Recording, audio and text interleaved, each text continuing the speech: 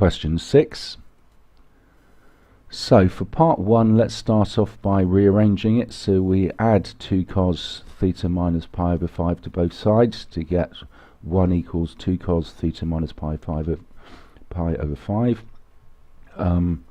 We then divide by 2, giving us cos theta minus pi over 5 equals a half.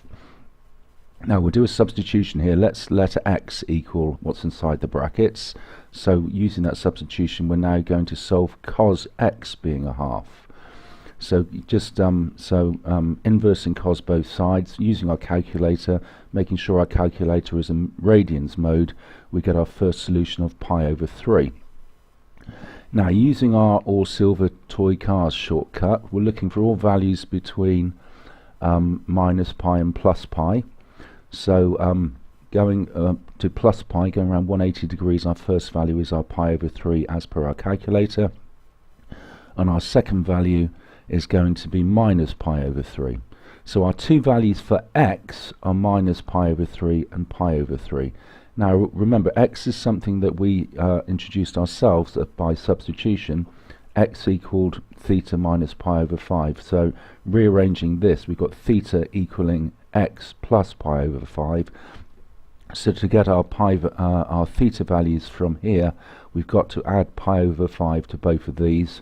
Just using our calculator, I think it's easier rather than working it out without a calculator. We then get theta being minus pi 2 times pi over 15, and theta being 8 pi over 15.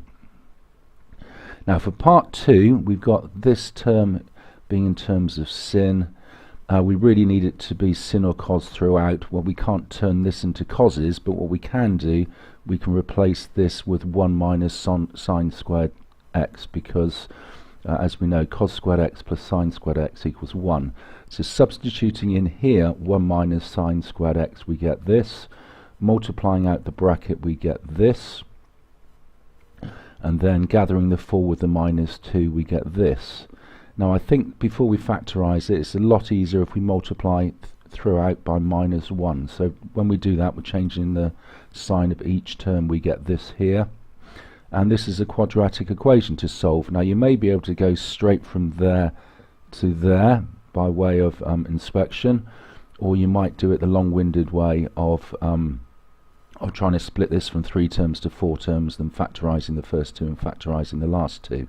Just to remind you, if you are trying to do it this longer way, our two magics the two magic numbers multiply to make minus 8, being the 4 times the minus 2, and at the same time add to be minus 7, so that's 1 and minus 8.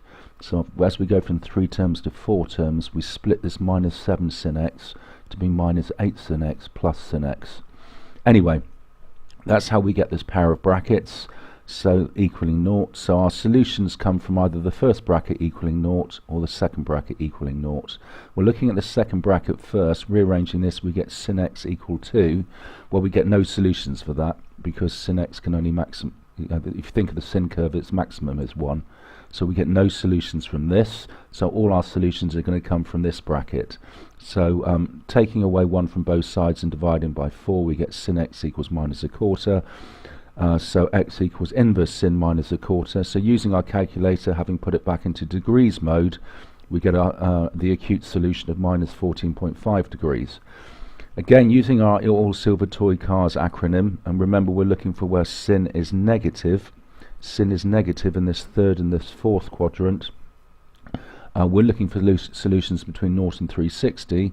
So our first solution comes from 180 add 14.5, which is 194.5, and our second solution all the way around here comes from 360 less 14.5, which is 345.5.